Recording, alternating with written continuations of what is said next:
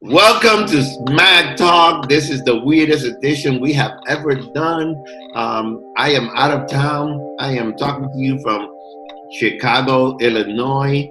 On the screen, you know the lady that's right next to me. She's beautiful. She's lost 30 pounds. She looks amazing. And she looked amazing anyways. My wife, Miss Jackie, we're going to give it up for her. And then down below, if you don't know this guy, a lot of you guys know him, but if you don't know this guy, this is my boy. I love him. He's the man. Mr. Will is in the house. Oh. What's up, my man? What's up? How's it going? You look like you're in a bunker. Yeah, I mean, I'm hiding out, man. I'm hiding out. Where you at? Where you at, man? I mean, I can turn my disco lights on, let you guys see what's up, and see how I party, you know? Okay, nah, come on, let me see that. Here we go. Oh, there you go. Oh! Okay, now. It's pretty Okay, sick. now you're gonna get psychedelic on me, and I'm gonna lose it. So you need to turn those off, bro. Yeah, Leave a cool color. Yeah. I get you. There you go. Man, tell us what you're doing, Will. Seriously, where are you?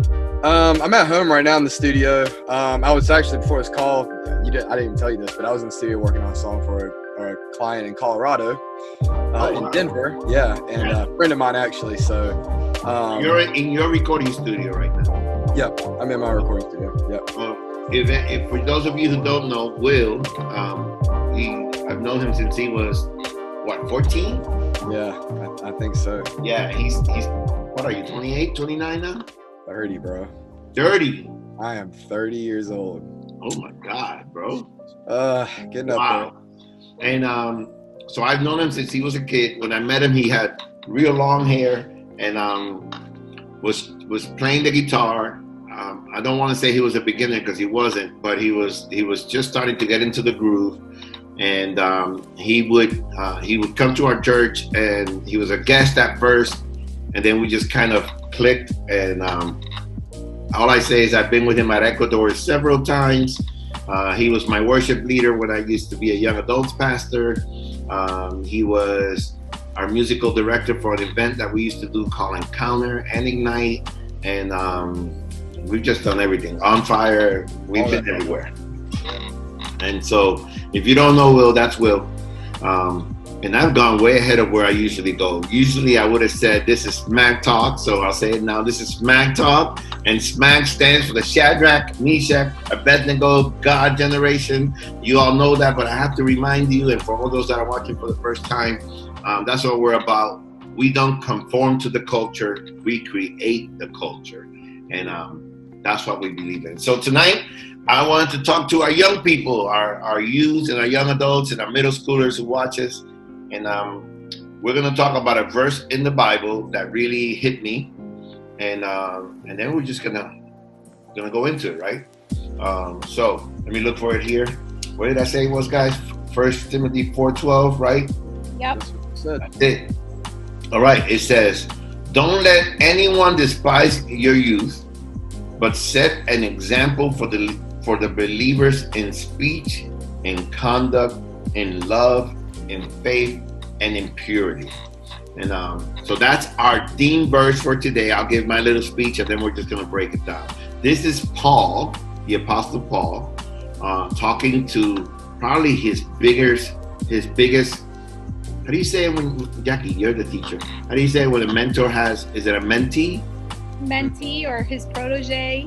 There you go. He's talking to his number one student. I mean, Paul had a lot of people who he trained. But, his disciples. Right. But in my opinion, Timothy was the main man that he trained. And he was really young.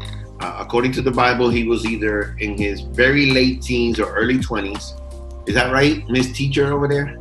Or he was most likely in his early 20s when Paul left him to lead his first church.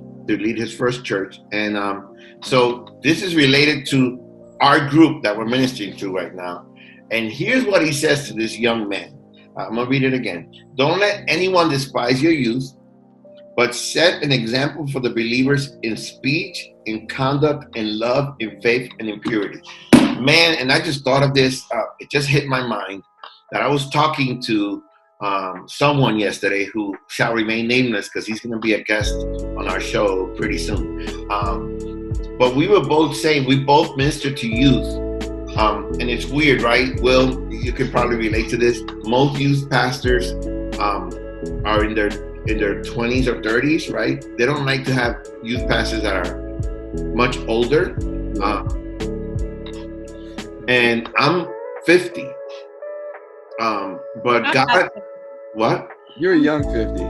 Well, here's the thing, right? I'm not trying to boast or anything, but Will, and in a minute you can talk about this. You're a witness to this. Yeah. You and I, 20 years apart, and I consider you like a son, but more like a brother, right? Because God has given Jackie and I a grace to connect with young people, right? We do better with young people than we do with older people. It's just, I'm just being honest. And it's not because I'm cool. It's not because I listen to the same music that they do. Sometimes I do, sometimes I don't. I just open my heart to them. And what I find interesting about this, what I was telling the person who's going to come on the program with me, was he's 47. And he's also a pastor to youth pastors. And he's saying, Josh, we need the next generation to move up. And I didn't want to get into the subject today. I'm going to mention it just to generalize it. We'll talk about that subject later on. But we were talking specifically about the race issues that are happening in our country right now. And what he said was, Josh, I remember Rodney King. He was 17 to 20 when Rodney King happened. I think I was 21 when Rodney King happened. And what he said was, we failed. Because as a generation, we had the opportunity to change it, and we didn't. And we're right back in the same place. And so what we're hoping to do is transmit to this generation, you can make the change that we didn't make, right? The problem is still here. Once again in America, it has popped up. We've seen small things in the past few years, but this one with George Floyd really exploded, right? People are talking about the disunity, and there is some, but if you really look at what's going on, I think I'm getting into the subject, which I didn't want to, but I think there's some things happening here that will make it lose focus, but let's take that apart. Except for a few people, this country really has been united in at least the fact, there's other things, but in at least the fact that an injustice has been done. And everybody's kind of agreeing with that, right? So it's up to the next generation to make the change. Now, forget the George Floyd context, put it into a general context. That's what Paul is telling Timothy here. He's telling him, look, you, the young guy, can set the example in conduct, in speech, in purity, in faith. In other words, what people would think that we're supposed to do for you guys, he's saying you could do it for them. And that just blows my mind. And so that's what I want to talk about tonight, about what can this generation do, not wait to do, what they can do right now. So Jackie, I don't know what your thoughts are, but I'll start it off with you. Go. Well, I want to go back one verse. Okay. To verse 11. Because in verse 11, Paul is saying, so this is Paul writing a letter to Timothy, giving him advice on leading the church that Timothy has been left responsible for. And I'm sorry to interrupt you, but that's just crazy that just to add to my point, he's saying you're a church leader now to this young. Yeah. Go ahead. And in fact, if you read ahead, he says, do this until I get back to you. Keep doing this, right?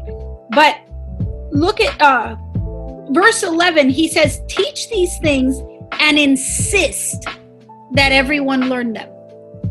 It's not just, oh yeah, I'm just going to tell you what the Word of God says. And no, he says insist that everyone learn them. And so to me, I'm like, wow, we have to be persistent. We have to push. We have to keep driving the point home that Jesus is the answer. And we can't give up on that. We can't stop just because people don't want to hear it. No, insist that everyone learn, and don't let anyone think less of you because you are young. Because you know what, especially in Hispanic culture, especially, I remember growing up, I was not allowed to get involved in adult conversations. I had to know my place. And God forbid I ever said anything that was different than what my mom was saying, because when I got in the car, I got a nice pop in the mouth because for desmentir a mi mamá. We don't condone violence. No. But I'm saying, like, I had to know my place as a young person. And unless I was invited into a conversation, I was not allowed to give my opinion. Right. And for some reason, we do that culturally. We say, no, you're young, you don't know, you can't speak. We do it as a church. We do it as a church. I remember when we were pastoring the young adults years ago, and we talked about letting them bring the messages and preach the messages. And there was a huge concern as to, well, wait, what are they going to teach? And it turned out that they gave some awesome, I remember Will brought a couple of messages that were amazing and eye-opening and heart-changing. And so I think the point is, don't let people think that just because you're young, you don't have something important to say. Or just because you're young, you don't have a life-changing message. As long as your message is Jesus, your message is life-changing. And you need to insist on that message. Here's the thing, and let's be transparent here.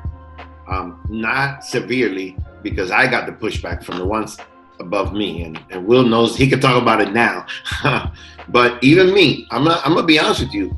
When the first one to bring the idea of letting you guys speak at cross trainers was Kathy, and I pushed back. I was like, what? Are you crazy? These kids are just gonna say any crazy old thing. But I took the risk, and my mind was blown away, and it taught me a lesson. The guy who used to push and preach from the altar, Will, and you know that, the next generation forward, I became scared when it came time to them teach the class. I need to go over everything. And she was like, no, let them be. That way we teach them. And it worked. And so, man, I got so much to say, but we'll go. I'll say it after you're done. That's awesome.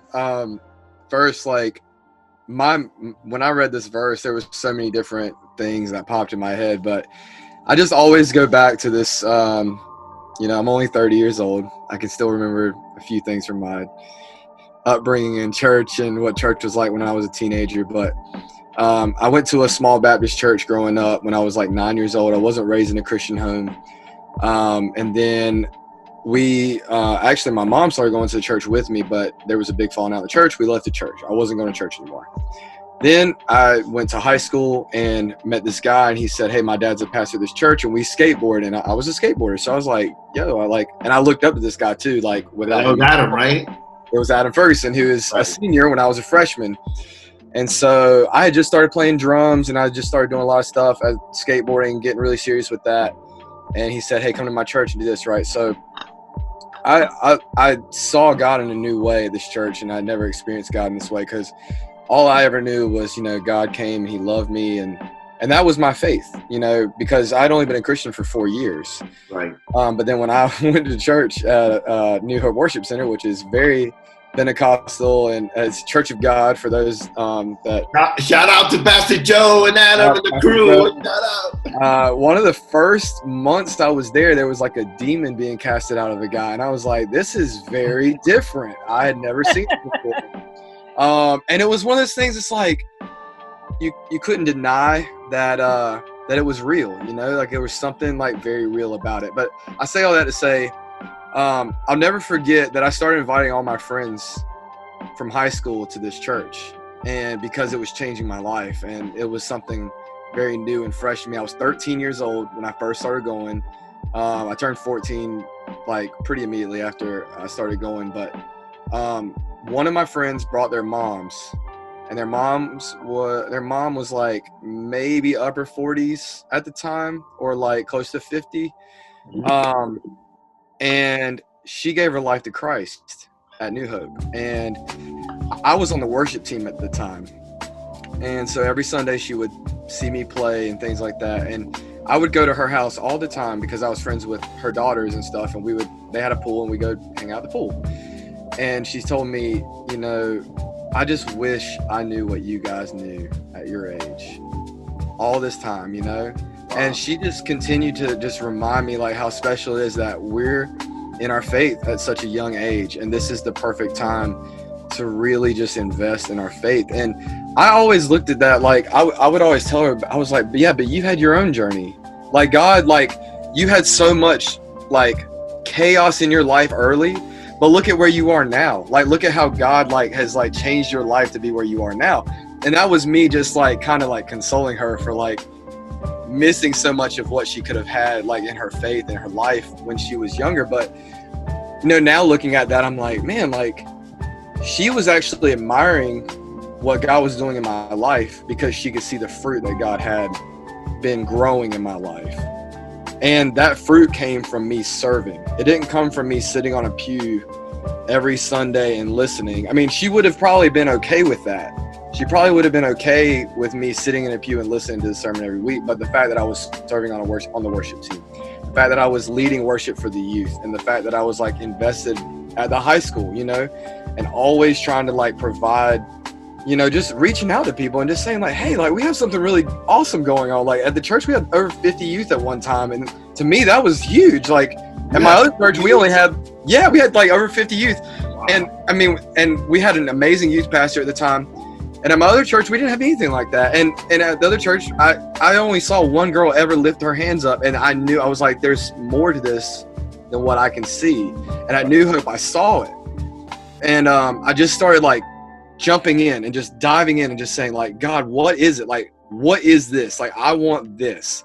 And I would just go to the altar every Sunday until I knew like that God was doing something really special in my life. And all that to say, like, I think there was something I really wanted to say, and that is faith is really activated and at a young age by those who can speak into your life. And if you're willing to receive it, you're going to operate in a whole nother level of faith. Because I served because it was what I just felt in my heart to do. It was just like, oh, I play the drums. I love playing drums. Let me just jump all the way in with this and like give my whole heart to this and serve on this worship team and do everything I can, right?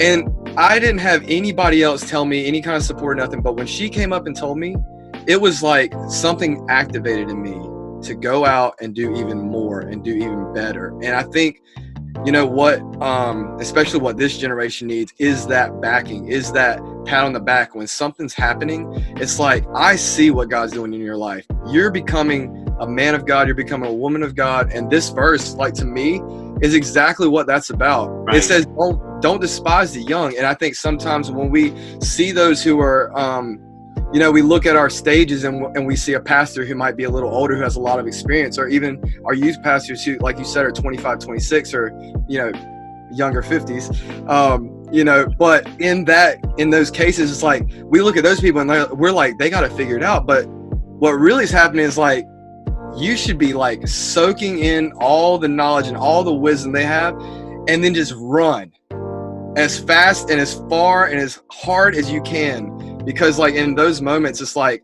that's what Paul is actually saying to Timothy. He's like, hey, don't let anybody look down on you. And it's almost like he won't let him walk away without believing in his heart. You know, he's like, don't let anybody look you down. I can almost see him like completely discouraging that from him, you know, because even in verse 15, he says, be diligent in these matters, you know, right.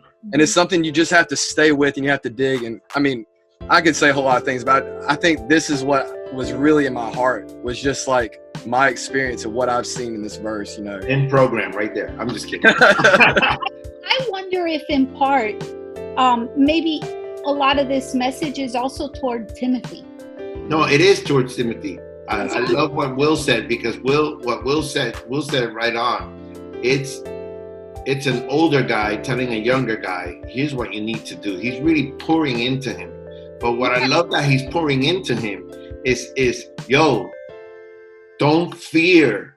Even if they try to knock you down, you can lead. You can show these guys. I'm sorry, Jackie. Go ahead. Well, I was going to say is, how many times as young people do we discourage ourselves?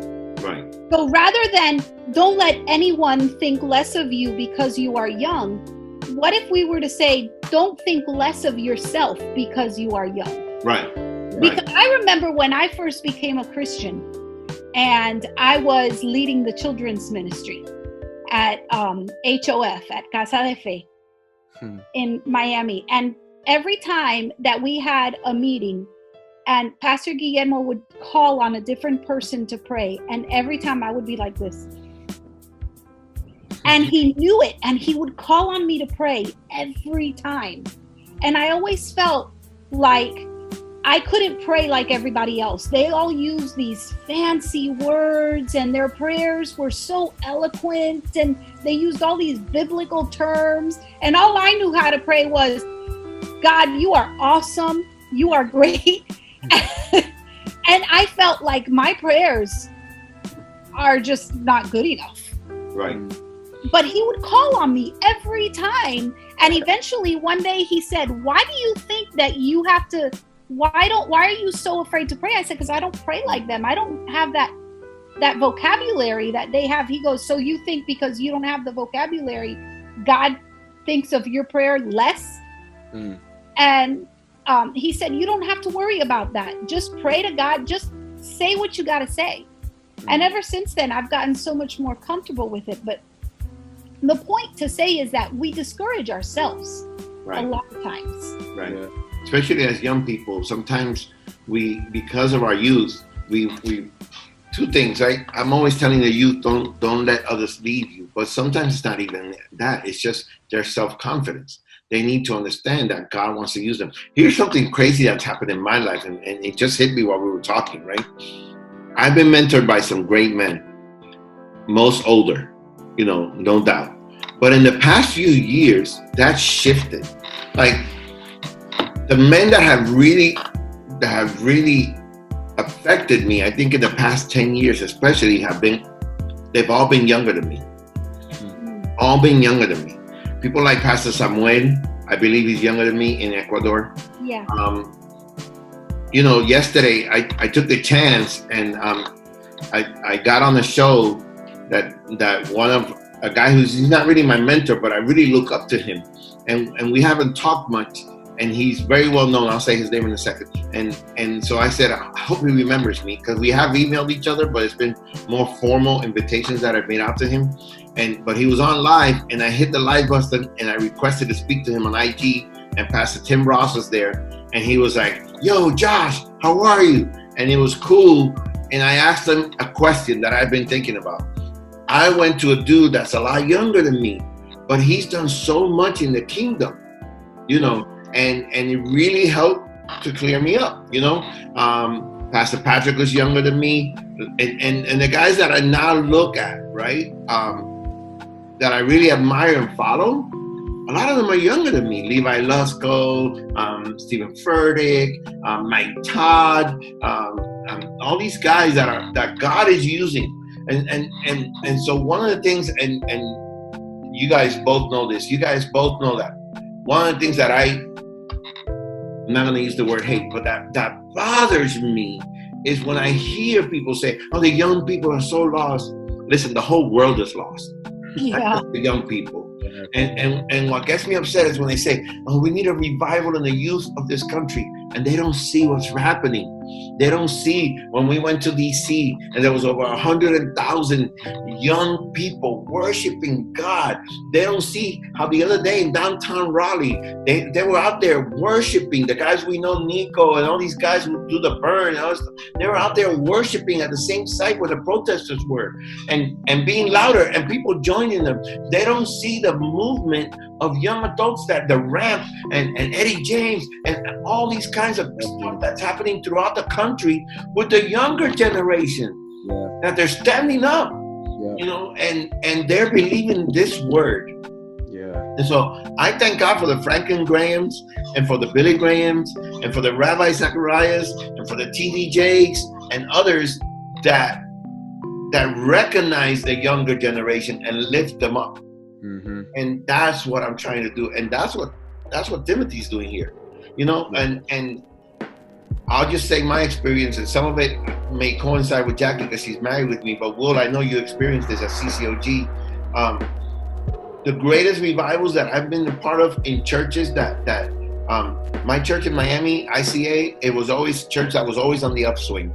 But even that church had a moment where we were kind of going downwards. And Pastor was going through some tribulations, my Pastor Bobby himself. And I remember that two of the greatest revivals that we had in that church began because of the youth ministry in that church. It turned the church upside down. I was part of that youth ministry. And we were wild, and a lot of us were undisciplined. Me. Some of us, I'm not going to lie, were even towing the line of whether to serve God or not. Me and others. But out of that group, when we decided to get busy, the church changed and a revival came. And the church went from, oh, we're going through a little struggle to boom, taking off again. And I've seen that in my life over in Miami. And I've seen it at CCOG when we were members there, how the youth group exploded in that church and brought revival to the church. And I see it happening all over the nation, and people just don't recognize it. But I'm here to be like Paul and tell you young people, don't let anyone put your youth down.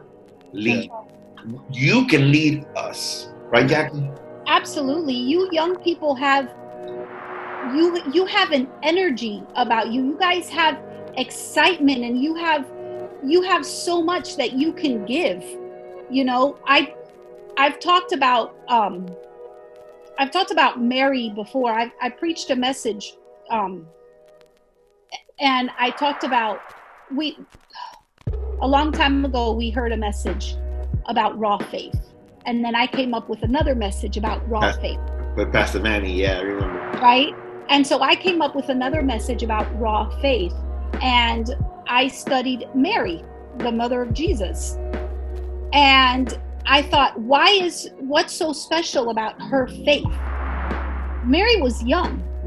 And then Jesus talks about we have to be like children to enter the kingdom of heaven. What's different, right? So if you think about it,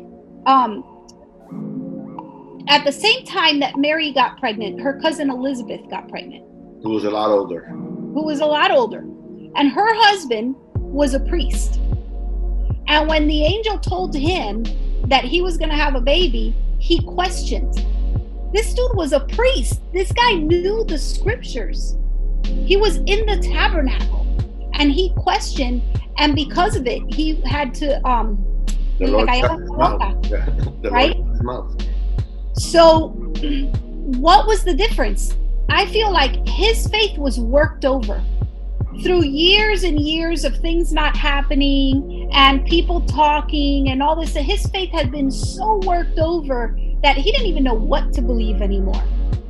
But as young people, your faith doesn't have to depend on all the stuff that you hear from everybody else. Your faith is fresh. Your relationship with God is fresh and new.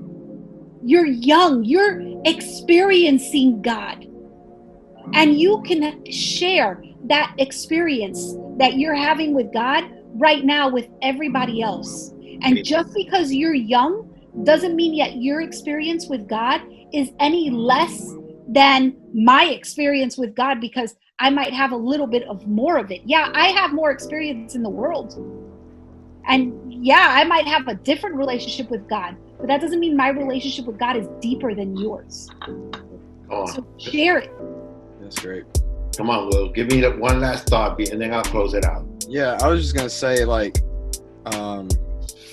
man, it's so important to just listen to pastors and just listen to where their heart is. And I think, you know, the word, I know that you know this, Josh, but like the word has been preached so differently, you know, from 1960 to 2020. Right. And the message, I mean, but you always hear pastors say, you know, the end times are coming. Yeah. And those preachers, they're still out there preaching that. And, you know, even the modern ones are preaching that. But I think just because your message is different than your elder's message doesn't mean your faith is any less or any more, like Jackie just said. You know, it's very important to find something that's biblical that you connect with, that speaks into your life, what you're going through, you know. And that's why I love Elevation. That's why I follow Elevation. You know, obviously I go to Elevation, but you know, my pastor is able to preach something that is relevant to me and biblical to and relevant to these times that we're in, you know. And you know, one thing I just want to say I love about you, Josh, and that you said is like, you're not above any age. You know, you'll learn from anybody. It doesn't matter if you're 15 or if you're 50 or 75, you'll learn from anybody. And something I want to say to the young people on this call or whoever's watching right now, man, just really just try to learn. Keep that attitude, keep that. And Josh knows that that wasn't me. That wasn't me when I was y'all's age. When I was 15 and 16 or even 22 or 3, I was not the one that was going to sit down and listen, or the one. But Will, you say that, and it's true. Will was very smug and arrogant. I'm sorry, Will. That's a nice way of saying it, Josh. Yeah, but he's saying he was that. He's admitting that. But Will never left my side, never left Kerry's side, never left Hunter's side. And if you meet Hunter, especially Hunter, yeah, way older than all of us, I learned a lot from Hunter. And if you hear, we're getting into another subject, but Hunter's a musician. I'm gonna have to write to him and tell him to watch this. Hunter's a musician, and his style would be worlds apart from yours, Will. Right? Yeah. So how much did you learn from Hunter on the piano? He changed my life. I saw him. He was randomly in Cary the other day because he moved to Nashville. He was randomly in Cary. I went to Zaxby's and he was sitting there eating a salad. And I was like, I cannot believe I ran into you, but I just want to tell you, you changed my life. I wouldn't be doing what I'm doing without you. And like that guy, like there's nothing that I would, you know, I love that guy, you know. Right. But same thing. And you never got away from Cary. You never got away from me. So yeah, you were hard-headed. I'll give you that. But you also never got away. And eventually, the Lord is... So that's a message to the 2 generations. And I'm sure there's some older people watching here. Don't give up. For us, don't give up on the younger generation because they might be a little... I work with millennials. Jackie, we work with millennials. Tough group. But they still write to us today, right, Jackie? Yeah. Jackie, what you get from Mom's Day? Beautiful flowers. From who? From one of our young adults, right? They still write to us. They Never forgets me on Mother's Day. They still write to us. They still call us, and they're serving God. So if you're a pastor, this was supposed to be for youth, but for you pastors out there, don't give up on your youth. That's right. Just because they may not be listening, they're listening. Yeah, they are. And in time, it'll catch on. And so, bro, I don't want to keep talking because we'll ruin this. We'll talk forever. but thank you, Will. You are.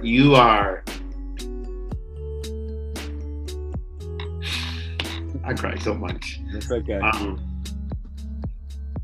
You're a testimony of what God can do.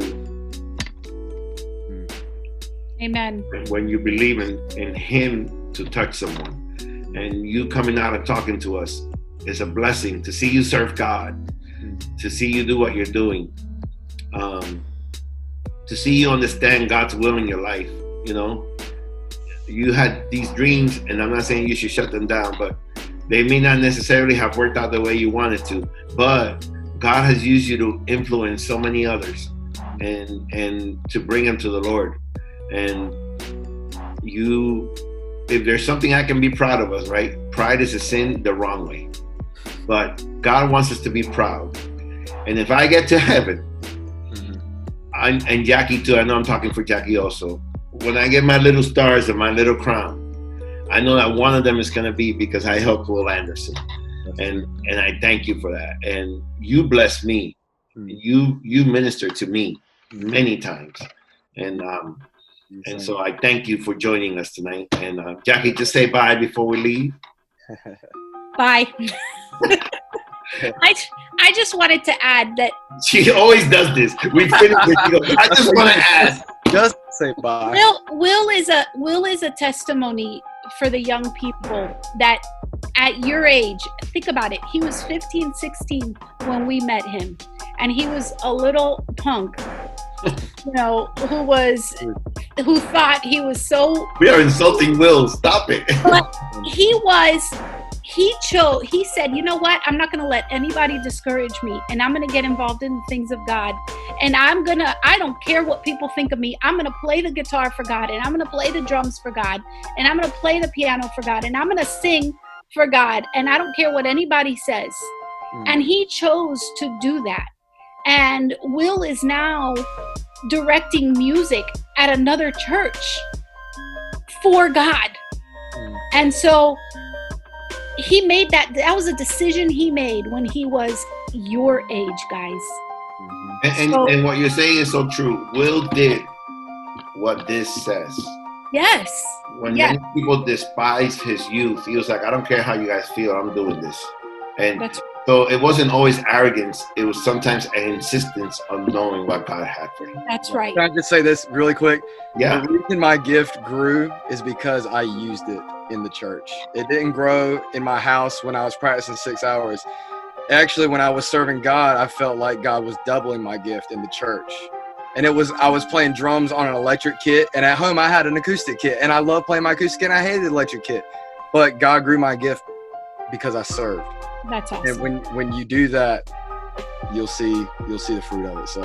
So young lady, young man out there that watched tonight, I'm going to end by just reading it one last time. Don't let anyone despise your youth, but set an example for the believers in speech, in conduct, in love, in faith, and in purity. We love you guys.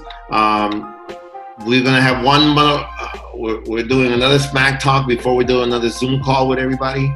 I do want to make this quick announcement. Next week, our good friend Dallas Berry, you guys remember Dallas, he's been to our conference, we've been to his.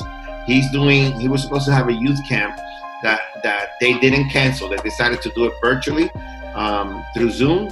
And he's got some great speakers coming on. I will be speaking there next week. Man, I don't have the calendar right with me, but I'll put it out on all our social media. Next Friday?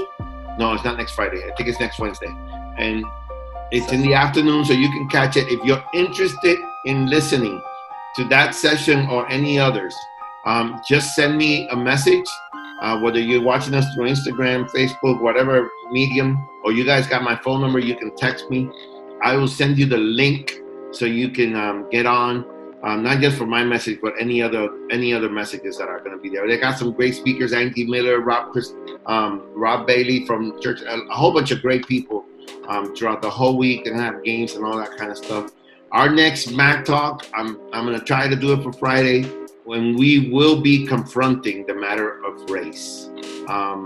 I will have with me two special guests, Brother Jeremiah Davis and Brother Troy Davis. They're both Davis. One is black, one is white, and then you're going to have the Hispanic in the middle. And we're going to talk about race in this country from a biblical standpoint. So make sure you watch that. We love you guys. Watch you guys next Friday. Keep smagging. The Smag Life is good. Love you guys. Bye.